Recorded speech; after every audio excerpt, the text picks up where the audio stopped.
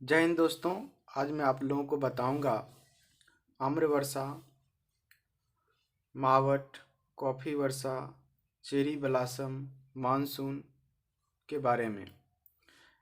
आप इस मैप से अच्छे तरीके से समझ पाएंगे कि आखिर ये सब वर्षा के जो प्रकार हैं, इससे ज़्यादातर सवाल पूछे जाते हैं। हर परीक्षा में आपको एक सवाल इससे अवश्य आता ही है, तो आप इस पर ध्यान देंगे तो आपका किसी एग्ज़ाम के लिए एक नंबर इससे फिक्स हो जाएगा और आप आसानी से जवाब दे पाएंगे। कहीं से भी आपको कोई फंसा नहीं पाएगा। आप इस पर ध्यान दें एक बार।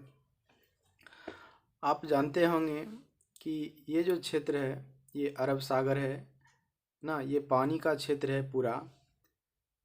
इस तरफ बंगाल की खाड़ी है ना, ये आपका श्रीलंका है और ये हिंद महासागर, नीचे में हिंद महासागर है, अरब सागर, इधर बंगाल की खाड़ी। तो आप यहाँ पर ध्यान देंगे, ये जो क्षेत्र है हमारा केरल का राज्य है और ये कर्नाटक का क्षेत्र है। मानसून भारत में जब प्रवेश करती है तो उस वक्त का समय जून होता है, जून का समय होता है। तो ये इस दिशा से प्रवेश करती है। ये जो आप देख रहे हैं ये पहाड़ है ना, और ये पूर्वी तटीय पहाड़ है, ये पश्चिमी तटीय पहाड़ है। तो इस पहाड़ से टकराती है, ध्यान देंगे, ये इस दिशा से होकर जाती है, अर्थात ये दक्षिण पश्चिम दिशा से भारत में मानसून प्रवेश करती है और सबसे पहले केरल राज्य में इस पहाड़ से टकराती है और यहाँ पर बारिश करती है। जून का वो मौसम प्रथम सप्ताह होता है, जून के प्रथम सप्ताह में यहाँ प्रवेश करते। इस वक्त का मौसम आम अर्थात मैंगो का सीजन चलते रहता है और इस वक्त आम पकने वाला होता है और बारिश इसके लिए बहुत ही फायदेमंद होती है। तो इस समय जो केरल क्षेत्र में आम के जो पौधों को जो पहली बारिश मिलती है तो इसे आम्र वर्षा कहा जाता है।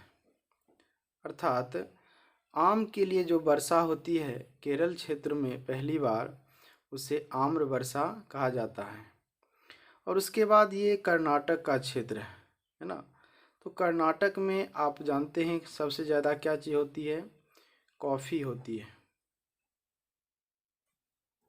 तो इस वक्त कर्नाटक क्षेत्र में जो कॉफ़ी के फसल होते हैं उसे भी ये वर्षा बहुत फ़ायदेमंद पहुंचाती है, इसलिए कर्नाटक के लोग इसे कॉफ़ी वर्षा भी कहते हैं।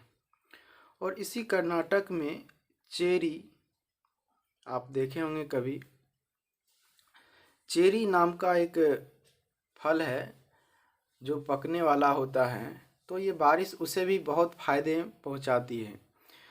तो इसे चेरी ब्लॉसम भी कहा जाता है। एक चेरी ब्लॉसम उत्सव होता है जो कि इस तरफ से मेघालय राज्य में मनाया जाता है, ये आपका मेघालय है। ये चेरी ब्लॉसम फेस्टिवल या उत्सव का ये इस क्षेत्र में मनाया जाता है, जबकि चेरी ब्लॉसम एक वर्षा है जो वास्तव में चेरी के पौधों को फायदे पहुंचाता है, ये कर्नाटक क्षेत्र में है। तो आम्र वर्षा केरल क्षेत्र में, कॉफ़ी और चेरी ब्लॉसम कर्नाटक क्षेत्र में होती है। तो ये सब मानसून की वजह से होती है। सबसे पहले मानसून ही केरल राज्य में प्रवेश करती है और यहाँ के आम के पौधों को बहुत फ़ायदे पहुँचाती है, इसलिए इसे आम्र वर्षा कहा जाता है। जब यही बारिश आगे बढ़कर कर्नाटक में पहुँचती है तब इसे कॉफ़ी वर्षा या चेरी ब्लॉसम कहा जाता है। तो आप समझ गए होंगे कि आम्र वर्षा क्या है, कॉफ़ी वर्षा क्या है और चेरी ब्लॉसम क्या है। अब हम आगे बढ़ के आपको समझाते हैं कि इसका एक और नाम है जो मावट कहा जाता है। ये मावट जो है इस क्षेत्र के लोगों द्वारा कहा जाता है। आप बता सकते हैं कि इस क्षेत्र के में कौन से लोग हैं, राजस्थान के लोग रहते हैं। ये मानसून का ही एक प्रकार है, लेकिन ये दक्षिण पश्चिम विक्षोभ से इस दिशा से मानसून आती है। आप एक मानसून जो देख रहे हैं, ये 80% बारिश इस मानसून से होती है। तो ये इसकी दिशा होती है दक्षिण पश्चिम। और ये जो मानसून का ये जो देख रहे हैं, ये दिशा जो है, ये भूमध्य सागर से एक उठकर आती है और यहाँ हिंदू कुश पर्वत से टकराने के बाद उसका कुछ हिस्सा जो है राजस्थान के क्षेत्रों में बारिश करवा देती है। ये जो अरावली पर्वत है, इससे टकराने के बाद यहाँ पर भारी बारिश होती है। कभी कभार इस लगभग नहीं भी होती है, लेकिन कभी कभार हो जाती है। तो ये 3% बारिश इस क्षेत्र से होती है। ये आपको देखने को मिलेगा दिसंबर, जनवरी और फरवरी के माह में हल्की फुल्की बारिश होती है। और राजस्थान के क्षेत्र में इस बारिश को लोग बहुत दूसरे नाम से रखते हैं, तो ये उनके लिए मावट शब्द प्रयोग होता है। वास्तव में ये भी एक मानसून का ही प्रकार है, जो कि राजस्थान के लोगों द्वारा किया जाता है। ये बारिश ज़्यादा दूर तक नहीं जाती है, कुछ यूपी और बिहार में होते होते ये ख़त्म हो जाती है, बिल्कुल ख़त्म हो जाती है। यानी 3% बारिश इसको दक्षिणी विक्षोभ से होती है, 80% बारिश ये दक्षिण पश्चिम मानसून से होती है, और 17% जो बारिश होती है ना, वो लौटती हुई मानसून होती है।